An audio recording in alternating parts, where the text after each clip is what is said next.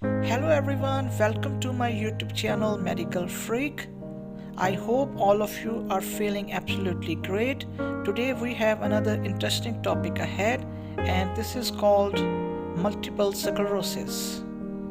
Multiple sclerosis is a neurological disorder in which the immune system attacks sheath around the nerve fibers and causes communication failure between the brain and the spinal cord and the rest of the body.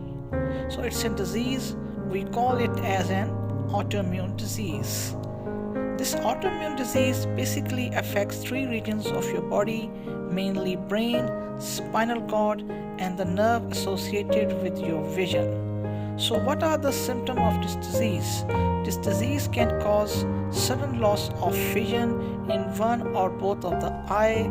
The patient can suffer from sudden loss of power in the both of the legs. The patient can have sudden weakness of both of the arms.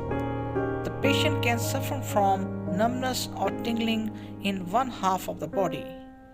This disease is of young adults. The diagnosis of this disease will be based on various tests, including doing various scans like MRI scans, and other tests are available to confirm this disease. The treatment is mainly focused on shortening the duration of the attack and slowing down the progression. If you have liked this video, kindly do subscribe to my YouTube channel. Kindly like and share this video with others. Take best care of yourselves. Thank you.